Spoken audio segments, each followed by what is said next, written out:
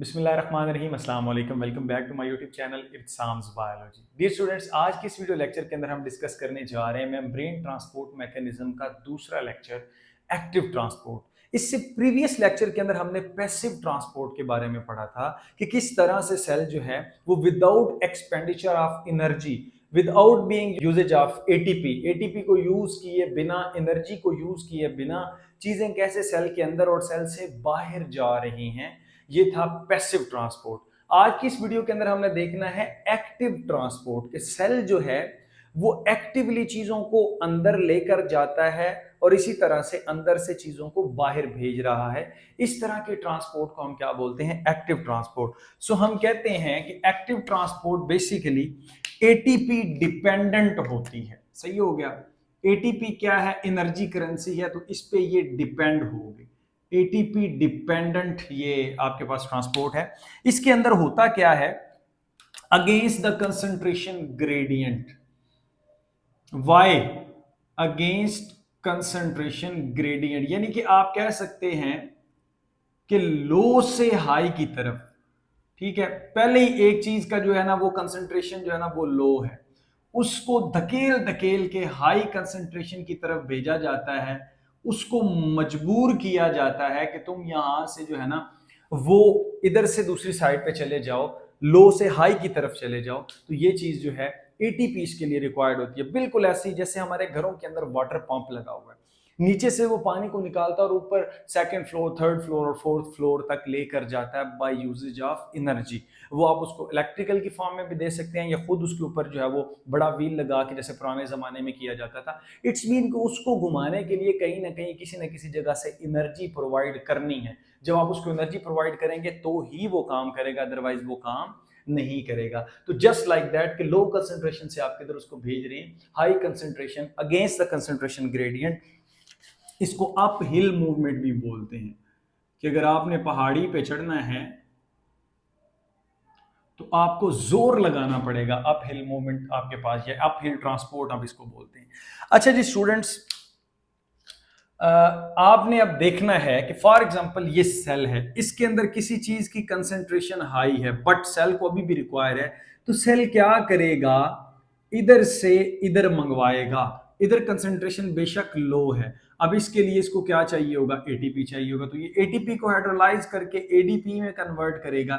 इसकी एनर्जी से ये इसको अंदर की तरफ पंप करेगा। सिमिलरली अब फॉर एग्जांपल बाहर जो है वो किसी चीज की कंसंट्रेशन ज्यादा है और सेल के अंदर लो है, तो सेल इसको एक्टिवली जो है वो बाहर भेजेगा। यहां पर भी सेल क्या करेगा? एटीपी को यूटिलाइज करेगा। इस तरह से सेल अपने इंटरनल एनवायरनमेंट को अपने मुताबिक, जरूरियात के मुताबिक कंट्रोल करके रखता है।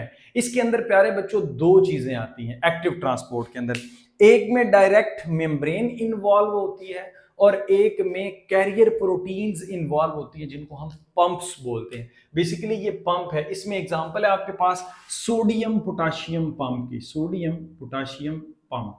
अब ये क्या है बच्चों? ये मैंने न्यूरॉन बनाया है। न्यूरॉन क्या है? नर्वस सिस्टम का आप कह सकते हैं इकाई है, यूनिट ऑफ नर्वस सिस्टम है।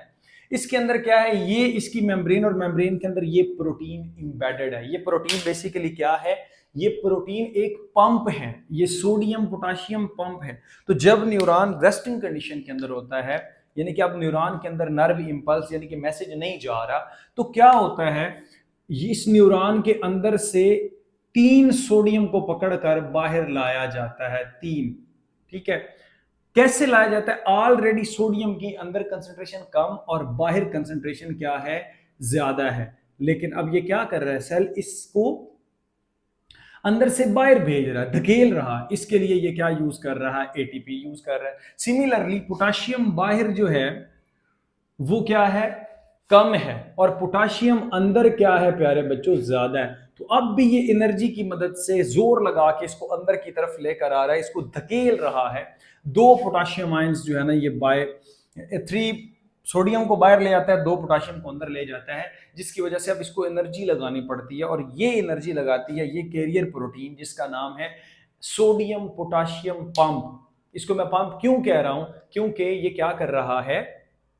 चीजों को धकेल के against the concentration gradient, up hill transport, ठीक है, उसके अंदर जो है ना ये हेल्प कर रहा है। उसके बाद हमारे पास आता है, इसमें तो थी प्रोटीन इन्वॉल्व, सम टाइम पूरी की पूरी मेम्ब्रेन इन्वॉल्व होती है। वो कैसे? इसको बोलते हैं endocytosis. What is endocytosis? Endo का मतलब है इन, ठीक है, और cytosis mean cell eating process आप कह सकते हैं।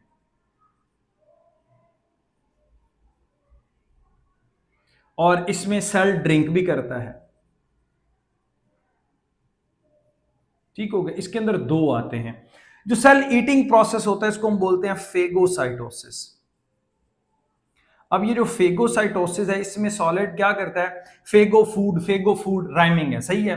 तो ये फूड पार्टिकल्स को, यानी कि सॉलिड पार्टिकल्स को, मेम्ब्रेन को इन्वेजिनेट करके, इसके अंदर क्या चीज इन्वॉल्व है? बजाते खुद मेम्ब्रेन इन्वॉल्व है प्यारे बच्चों, ठीक है। मसलन क्या, ये सेल है, ये बाहर से क्या है जी, ये ब्लैक कलर का एक फूड आई है, ठीक है। ये फूड इसके पास आएगी तो सेल मेम्ब्रेन क्या करेगी? सेल मेम्ब्रेन इनवेजिनेट करेगी और कोशिश करेगी कि इस फूड को अपने अंदर जो है ना वो लाया जाए इस तरह से।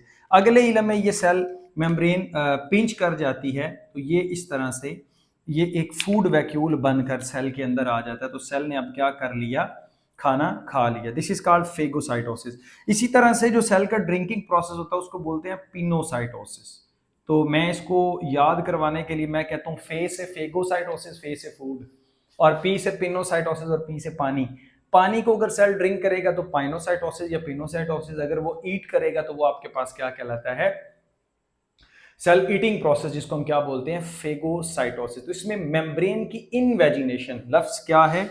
इनवेजिनेशन, कि मेम्ब्रेन इसके अंदर इनवेजिनेट कर रही है, ये पिंचिंग होना, ऐसे पिंच करना, इससे इसकी सेल की मेम्ब्रेन जो है इसका साइज जरा कम हो जाता है, क्योंकि कुछ मेम्ब्रेन इसको पैक करने में लग जाती है। उसके बाद इसी के एक एग्जांपल है रिसेप्टर मीडिएटेड एंडोसाइटोसिस। बाज औक़ात क्या होता है कि कुछ ऐसे मॉलिक्यूल्स होते हैं वो प्लाज्मा मेम्ब्रेन पर, ये रिसेप्टर्स हैं, ये क्या है प्यारे बच्चों? रिसेप्टर्स हैं, और ये क्या है? वो मॉलिक्यूल है, ठीक है, कोई भी चीज है, कोई सॉलिड पार्टिकल है जो इन रिसेप्टर्स को डिटेक्ट करता, जैसे डिटेक्ट करता तो ये मेम्ब्रेन की इन्वेजिनेशन होना शुरू हो जाती है, ठीक है। इसी तरह से ये सेल के अंदर आ जाती है। बट यहाँ पे एक फर्क होता है कि फॉर एग्जांपल ये वो मॉलिक्यूल है तो इसके इर्द गिर्द क्या है? ये इसके रिसेप्टर्स हैं, ठीक है। और रिसेप्टर्स के बाहर ये ग्रीन वाली क्या है? सेल मेम्ब्रेन, और we can say plasma membrane. तो दिस इज रिसेप्टर मीडिएटेड, कि खास किस्म के रिसेप्टर्स लगे हुए होते हैं, वो क्या करते हैं? सॉलिड पार्टिकल को कैप्चर करते हैं, उन रिसेप्टर्स के साथ वो अटैच होता है और उसको मेम्ब्रेन इन्वेजिनेट करके अंदर की तरफ लाया जाता है। तो इस तरह से सेल उसको यूटिलाइज कर लेता है। अब आता है जी एक्सोसाइटोसिस। एक्सोसाइटोसिस से मुराद क्या है? फॉर एग्जांपल ये सेल है, तो सेल ने कोई सिक्रीशंस बाहर निकालनी है, ठीक हो गया। This is called exocytosis. Cell बाहर निकालेगा किस चीज को? सिक्रीशंस को। तो ये कहीं ना कहीं सेल सिक्रीशंस के साथ जो है ना वो एसोसिएटेड। और सेल सिक्रीशन में फॉर एग्जांपल हम पैंक्रियाज की बात कर लेते हैं, या फिर हम न्यूरॉन में साइनेप्स की बात कर लेते हैं। What is synapse? कि न्यूरॉन एक न्यूरॉन से दूसरे न्यूरॉन तक मैसेज जो पहुंचाता है वो केमिकल्स के जरिए से पहुंचाता है, और वो केमिकल्स जो हैं वो इसी प्रोसेस के थ्रू, एक्सोसाइटोसिस के थ्रू जो है ना वो बाहर निकलते हैं। होता क्या है इसके अंदर कि फॉर एग्जांपल ये आपके पास एक सेल है, इसने कुछ सिक्रीशंस बनाई अपने अंदर, ये सिक्रीशंस हैं, ठीक है, इसको इसने पैक कर दिया। अब ये पैक करेगा तो जो है वो इसको नज़दीक लेकर आएगा मेम्ब्रेन के, और अगले इलम में मेरा बेटा जब ये मेम्ब्रेन के नज़दीक आएगा तो ये मेम्ब्रेन के साथ फ्यूज़ कर जाएगा, ठीक हो गया। ये मेम्ब्रेन के साथ क्या कर चुका है? फ्यूज़ कर चुका है। और अगले ही लम्हे क्या होगा? मैं यहाँ पे एरो बना देता हूँ, ठीक है। जब ये फ्यूज़ करेगा तो ये सिक्रीशंस को सेल से बाहर निकाल देगा। अब ये तो थी सिक्रीशंस। सम टाइम क्या होता है कि सेल जो है वो वेस्ट मटेरियल को भी क्या कर रहा होता है? बाहर निकाल रहा होता है by the process of exocytosis. तो एंडोसाइटोसिस हो या एक्सोसाइटोसिस हो, मेम्ब्रेन की कटिंग करनी है, मेम्ब्रेन को इन्वेजिनेट करना है, तो क्या ये फ्री में हो जाएगा? आंसर है नो। इसके लिए एनर्जी रिक्वायर्ड होती है, और वो एनर्जी क्या होती है? एटीपी। एटीपी को हाइड्रोलाइज किया जाता है, तोड़ा जाता है। तो उसकी वजह से जो एनर्जी हासिल होती है, उसकी जो बॉन्ड ब्रेकेज की वजह से एनर्जी हासिल होती है, उसको इस प्रोसेस के लिए इस्तेमाल किया जाता है। सो स्टूडेंट्स, मैं उम्मीद करूंगा कि आपको ये मेरा वीडियो लेक्चर अच्छा लगा होगा। Stay connected. Thank you and अल्लाह हाफिज़।